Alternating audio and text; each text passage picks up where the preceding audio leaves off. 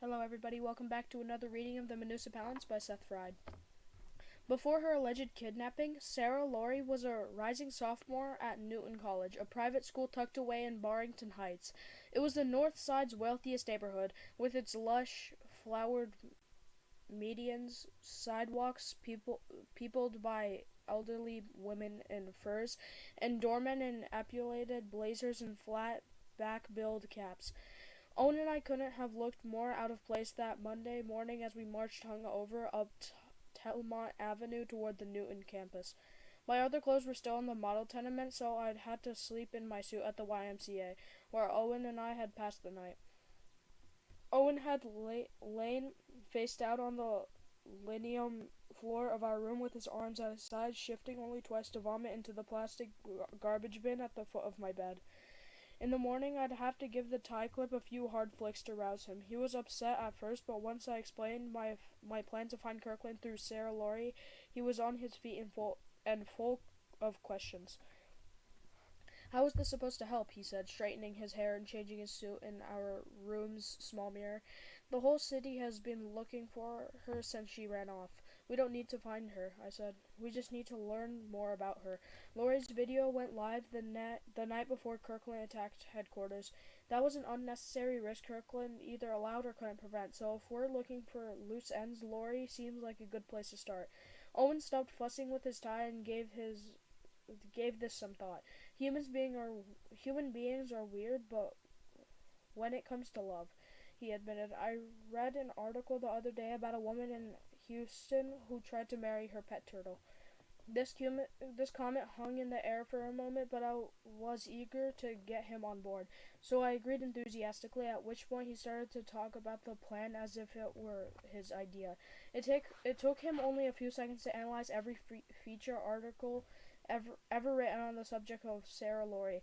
As I washed my face in the public restroom at the Y, Owen stood over my shoulder and summarized what he felt were some of his more interesting findings. Sarah Laurie was a vegan for ethical reasons. She'd described herself in over 23 different interviews as an avid reader. Her dislikes included lack of intellectual curiosity, institutional racism, and cilantro. The previous year, she'd organized a fundraiser for the victims of a hospital fire in Baton Rouge. The cell phone footage of her playing "When the Saints Go Marching In" on her trumpet had gone viral and spurred a brief trumpeting fade. She was an assistant editor at Newton's literary journal, the Newton Quarterly Review, and was also a staff writer for the school's newspaper, The Marigold, to which she contributed a monthly column. This spring she had played Nathan Detroit in the drama department's all-female production of Guys and Dolls. Around the same time, she'd starred in an avant-garde play that she had written and directed herself. Owen also brought up an interview that had originally been conducted by a reporter for the online edition of Metropolis News, but which had been reposted to a blog called Real Celebrity Meltdowns.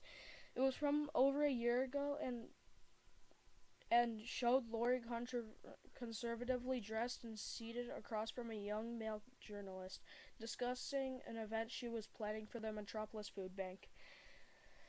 After a few polite questions regarding the benefit, the journalist asked her whether she could address the rumors that she was considering breast augmentation. Laurie's smile vanished and she turned a shade of red that seemed more angry than embarrassed. She looked as if she were about to ask the man what on earth he was talking about, but instead stammered for a moment. "I'm talking about people," she finally managed to say. "People starving to death less than a mile from where we're sitting right now, and you're asking if I have any future plans for my breasts?" Her voice was calm but incredulous. "I'm sorry, Miss Laurie," the reporter said, doing his best to project an air of professional obligation into his question, "but these rumors exist and I have a responsibility." "Oh yes," Laurie said, "it must be awful for you, having to answer to every 13-year-old boy on the internet."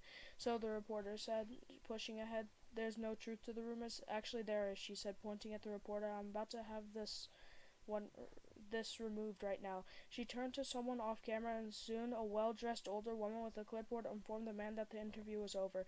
Before the video ended, there was one last shot of the reporter as he prepared to leave the room.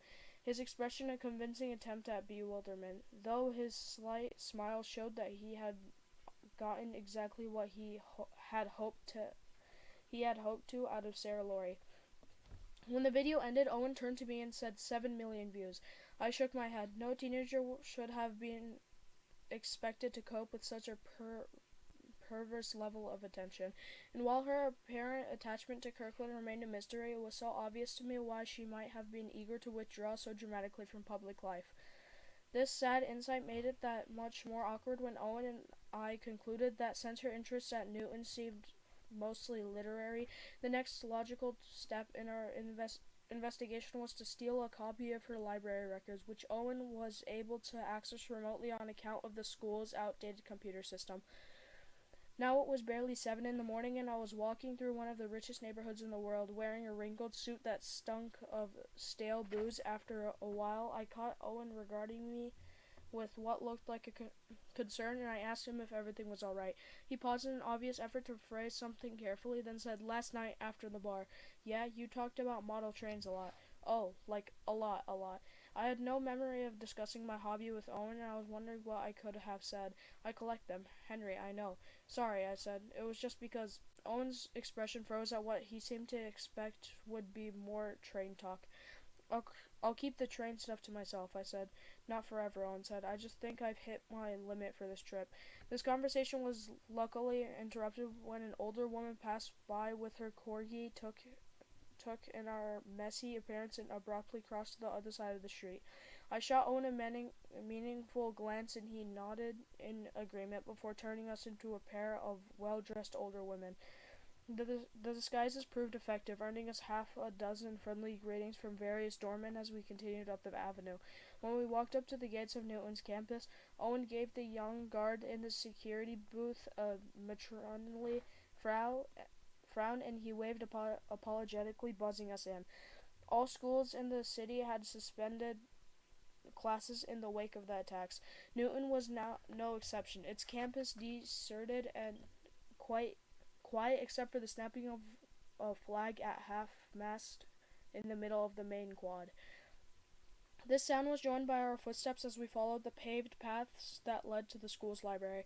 It was a 3-story brick building which sat between a mostly empty faculty parking lot and a large stone-lined pond, surrounded by willow trees and wooden benches. We had assumed the library would be closed and had been hoping to sneak in through a window, but as we approached, we saw that the building's lights were on and there was movement inside. Owen paused for a moment to consider this, then turned us both into firemen and headed toward the library's entrance without explanation. The rattle of our oxygen tanks and gear filled the place as we entered. The first floor of the library was a charming space filled with round work tables and warmly lit study nooks furnished with overstuffed leather chairs. It was empty except for a middle-aged woman in a red turtleneck who was sorting books on a handcart behind the front counter. She looked understandably alarmed when she saw us. Owen gave me a reassuring smile, then turned to the woman and screamed, "Fire! Fire! Fire! Get out of here!" She gasped and grabbed a cardigan off the back of a chair before half running to the exit. As she pushed her away through the door, she glanced over her shoulder at Owen, who made an aggressive shooing motion, at which point she dropped her sweater and broke into an all-out sprint toward the parking lot. Owen vanished and reappeared standing behind the counter. He looked around the empty library and screamed the word "fire" a few more times, scanning for any movement before turning back to me. "Lock the door," he said. I walked over to the double doors and turned the deadbolt. "Couldn't you have led about something else?" Owen gave me a long, blank look as if by asking this question I had betrayed a fundamental lack of understanding with respect to the intensity of his hangover. "I just wanted to get her out of here before you tried to kick her in the genitals," he said. He then waved his hand lazily in the direction of a wire rack of periodicals near the front door, which became engulfed in flames. "There," he said, "a fire. Now come over here and help me with this thing." He was frowning at the large tube monitor and tower of the library's primitive computer. "What are they spending these kids' tuition on?" he said, running his hand along the bulky monitor. "This old girl should be enjoying her retirement somewhere." I waggled the mouse and the computer sprang noisily to life. Their user database wasn't password protected, so I was able to pull up Laurie's library records without any trouble. I clicked print, and an old line printer on the counter began to churn out her burrowing history on continuous paper. I was then startled by a pounding coming from the library's entrance. The security guard from the main gate was pressing his forehead against the glass with his hands cupped around his eyes, while the librarian stood behind him, peering over his shoulder and holding her recovered sweater to her chest. Owen and I were still disguised as firemen, though the sight of us standing behind the counter watching a document print must have, for all practical purposes, blown our cover. Owen lit up the entire counter with more fake flames and put them out with a fire extinguisher. He waved authoritatively for the guard and librarian to back away from the building, but the guard only squinted at him for a moment before banging on the door again and shouting for us to unlock it. "Okay," Owen said, lowering his fire extinguisher. "Put the tie clip near a window and I'll strap them. Just let me know when you have what you need."